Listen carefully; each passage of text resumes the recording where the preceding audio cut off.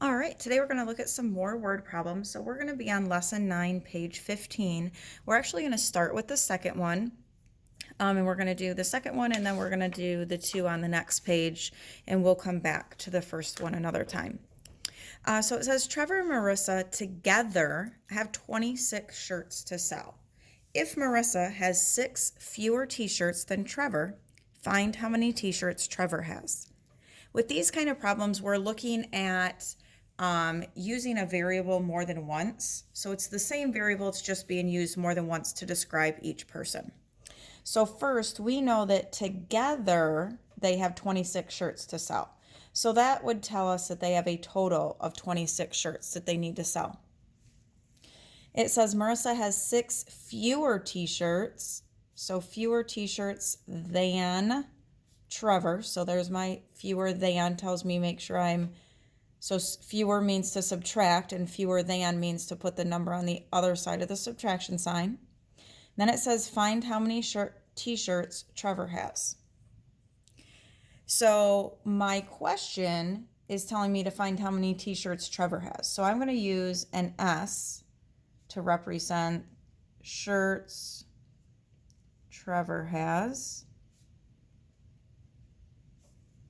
But I don't know the exact number that Marissa has, so I also have to represent her with my variable. I don't know how many she has, but I know she has 6 fewer than Trevor. So if S is representing the shirts Trevor has, then Trevor minus 6, or 6 fewer than Trevor, would represent shirts Marissa has. Okay, so find how many shirts Trevor has. So that's my plain variable. How many does Trevor have? I know Marissa has 6 fewer than Trevor. So I have Trevor minus 6. And together they have 26. So I have to use both of these in my equation. So I'm going to say I have Trevor, and together with Marissa, and Marissa is S minus 6, they have 26 shirts.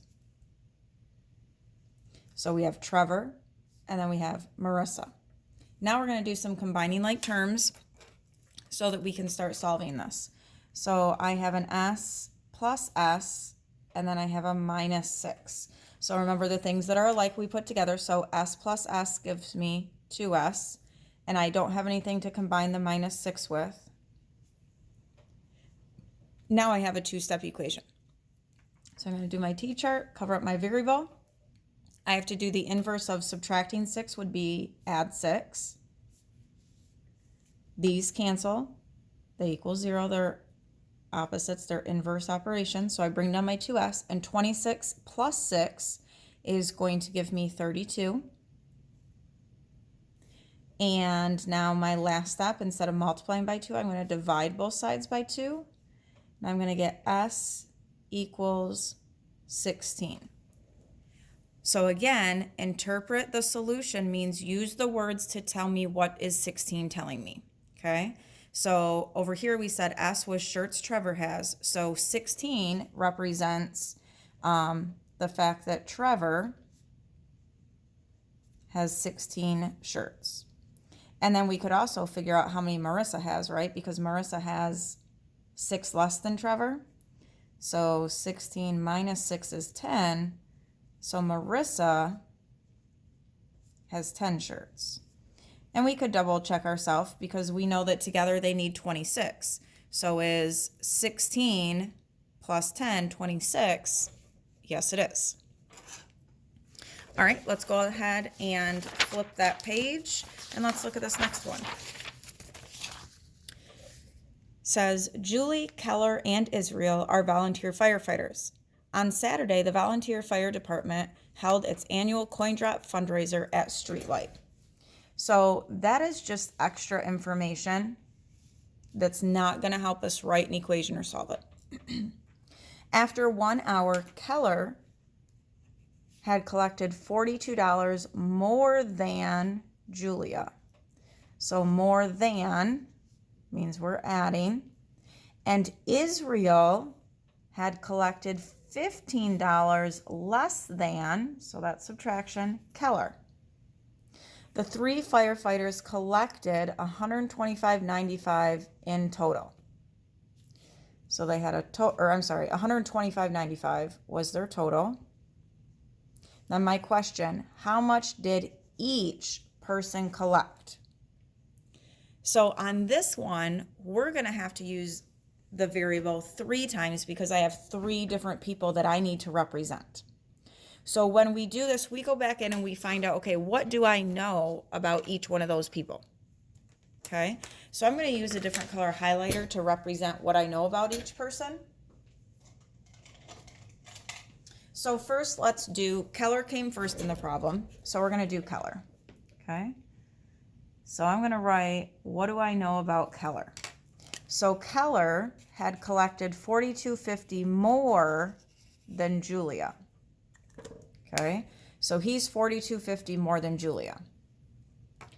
Israel collected $15 less than Keller. And if you notice, nowhere in there does it tell us how much Julia collected, right? Nowhere in there does it talk about, we know how much Julia collected. So because it doesn't give us any additional information about Julia, we're going to just make Julia X because we don't know anything else about her. We do know more about the other 2 though, okay?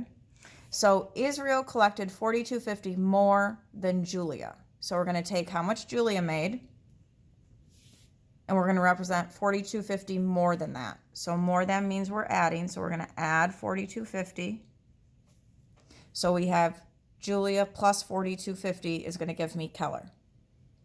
Now we're going to look at Israel. It says Israel had collected 15 less than Keller. So now I need to take Keller, and less than means to subtract. So I'm going to, for Israel, we're going to write what we wrote for Keller. So Keller collected X plus $42.50, and now I have to show 15 less than that. Now I have all of the pieces I need for my equation. So we have Keller represented, Julia represented, and Israel represented. And we have to use all of those pieces in my equation. Okay. So I have Keller was X plus $42.50 plus Julia was just X plus Israel was X plus $42.50 minus 15.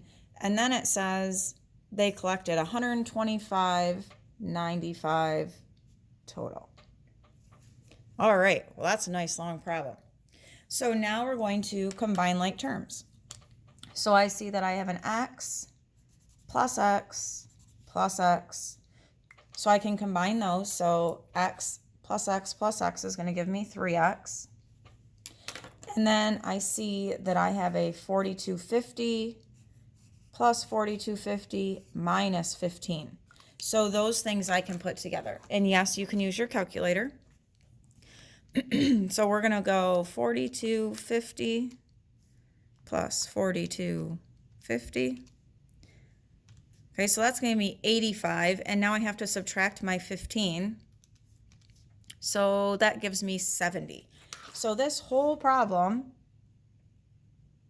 just reduced down to this 2-step equation. So once I combined my like terms, now I have a 2-step equation.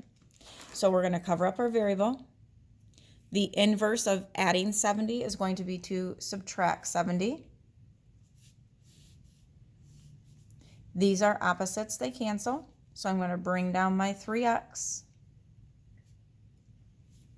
Now, again, if you're not going to use a calculator, you need to make sure you have your decimal points lined up. Otherwise, you can use a calculator. Just make sure you are typing the numbers in correctly. So 125.95 minus 70 gives me 55.95. So $55.95. Now the inverse of multiplying by 3 is going to be to divide by 3. If I divide the $55.95 by 3, I get 1865. So I'm left with X over here and 1865 over here. Now, these kind, when it says to interpret the solution, we have more stuff that we need to be writing, okay? So this time we have to represent all three people because it says how much did each person collect. So first I have just X. So I come over here and Julia was just X. So I know for my first answer, Julia collected $18, because we're talking about money, and 65 cents. Now, knowing how much Julia collected, I can figure out how much Israel and Keller collected. So Keller collected $42.50 more than Julia. So we could say, okay, Julia was 1865 plus 42.50. So how much was Keller? 1865 plus 42, 1865 plus 42.50. So Keller collected $61.15. And then last we have Israel. And you would need to be putting all of this in your interpret the solution section. So we know that Israel collected $15 less than Keller, okay? So if we take Keller, his total, minus 15, so 61.15 minus 15, Israel collected $46.15. So this is all part of my answer. All of these parts are what I would want to see on your paper. Now, we can double check ourselves because we know that together they have to equal $125.95. So I can add how much I said they each collected. So 1865 plus 61.15 plus 46.15. And yes, that does give me the $125.95 that they collected together. All right, we will do the other two, the last one on this page and the other one on our next video.